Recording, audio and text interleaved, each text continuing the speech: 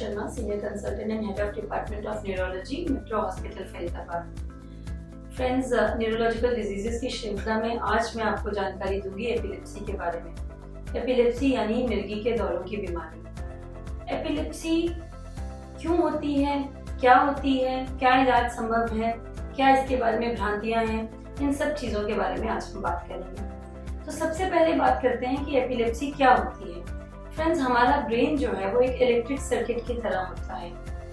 अगर ब्रेन में normally electrical activity होती है जो एक रेगुलेटेड फैशन में होती है, अगर किसी कारण से ये इलेक्ट्रिकल एक्टिविटी एबनॉर्मल हो जाती है, एक्सेसिव हो जाती है, ज़रूरत से ज़्यादा हो जाती है, तो उससे होने वाली बीमारी को हम एपिलेप्सी कहते हैं। ये इलेक्ट्रिकल एक्टिविटी पूरे के पूरे ब्रेन में एक साथ गड़बड़ा सकती है या फिर ब्रेन के सिर्फ एक हिस्से में गड़बड़ा सकती है। इसके मुताबिक अगर पूरे ब्रेन में एक साथ इलेक्ट्रिकल एक्टिविटी एबनॉर्मल होती है तो उससे होने वाले दौरों को हम जनरलाइज्ड फिट्स कहते हैं। वहीं दूसरी ओर अगर ब्रेन के एक पार्ट से ही एबनॉर्मल इलेक्ट्रिकल एक्टिविटी आती है तो उससे होने वाले दौरों को हम फोकल फिट्स कहते हैं। यानी कि एपिलेप्सी में जो मिर्गी के दौरे होते हैं, जो फिट्स होते हैं, जो दौरों के अटैक होते हैं, वो दो तरह के होते हैं, जनरलाइज्ड फिट्स और फोकल फिट्स। जनरलाइज्ड फिट्स के कैसे हम पहचान सकते हैं कि ये जनरलाइज्ड फिट्स हैं या फोकल फिट्स हैं? जनरलाइज्ड फिट्स में एक साथ पूरी बॉडी में मिर्गी के दौरे का अटैक होता है। मरीज के मुंह से अचानक एक चीख सी निकलती है, मरीज की होश चली जाती है, पूरे हाथ पैर पूरी बॉडी एक साथ ऐंठती है, उसके बाद पूरे बदन में झटके लगते हैं, आंखें ऊपर को चढ़ जाती हैं, जीभ कट सकती है, पेशाब निकल सकता है और मरीज मिर्गी का दौरा रुकने के बाद भी कुछ देर तक कंफ्यूज रहता है।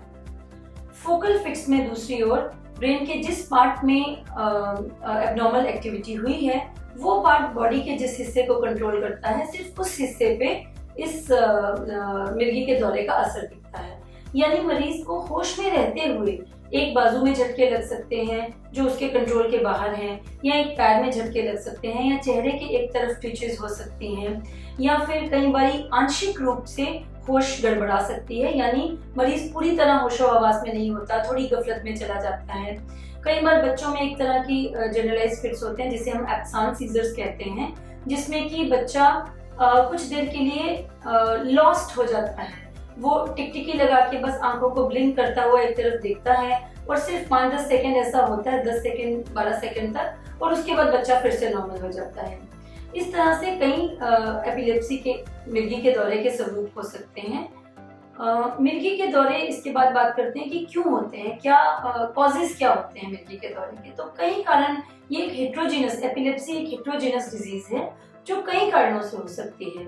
जेनेटिक कारणों से एपिलेप्सी हो सकती है, दिमाग में चोट लगने से एपिलेप्सी हो सकती है, एक्सीडेंट्स के बाद दिमाग में चोट लगने से एपिलेप्सी हो सकती है, दिमाग में कोई रसोली होने से, कोई ट्यूमर होने से, पुरानी चोट का कोई निशान होने से, पुराने लकवे के अटैक के, जो कभी लकवे का अटैक होता है, ब्रेन स्ट्रोक होता है, उसके बाद ब्रेन में दाग रह जाता है, उसकी वजह से भी बाद में मिर्गी के दौरे आ सकते हैं। ब्रेन की कुछ इन्फेक्शंस की वजह से, खासतौर से इंडिया में ब्रेन टीबी और ब्रेन न्यूरोसिस्टिक सर्कोसिस, जो कि एक तरह का कीड़ा होता है जो दिमाग में चला जाता है, इन कारणों से भी एपिलेप्सी का जो रोग है वो बन सकता है।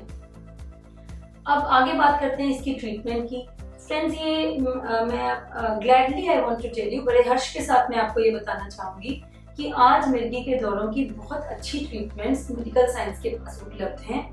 अगर आपको मिर्गी का दौरे की समस्या है तो आप जरूर न्यूरोलॉजिस्ट से, ब्रेन स्पेशलिस्ट से मिलिए। मिर्गी के दौरे की इलाज में बहुत एडवांसमेंट्स हुई हैं।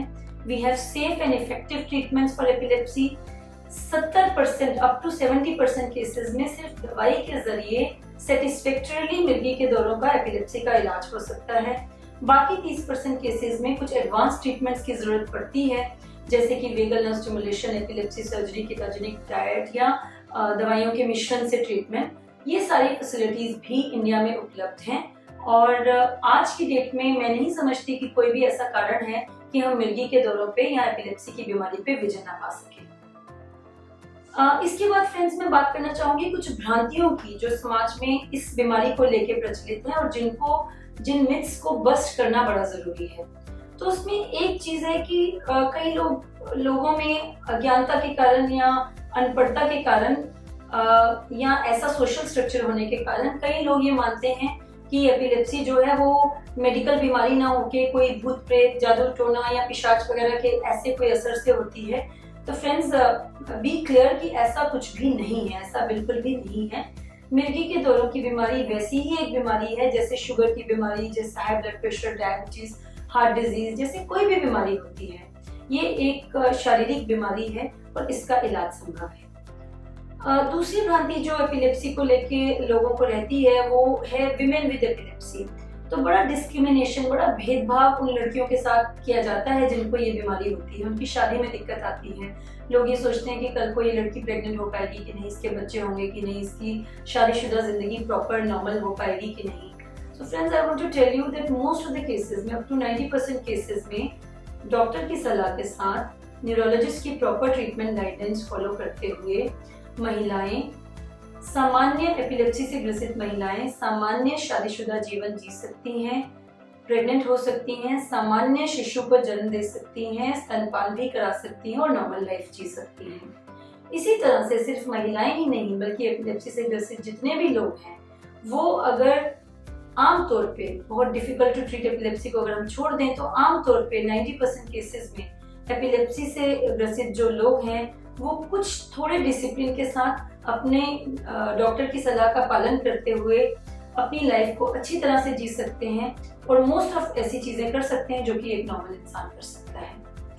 तो अंत में मैं यही कहना चाहूंगी कि अगर आपको एपिलेप्सी की बीमारी है या अगर आप किसी को जानते हैं जिसे एपिलेप्सी की बीमारी है तो जरूर क्वालिफाइड न्यूरोलॉजिस्ट से पेशेंट का इलाज कराइए। Help is available, we are there with you. Thank you.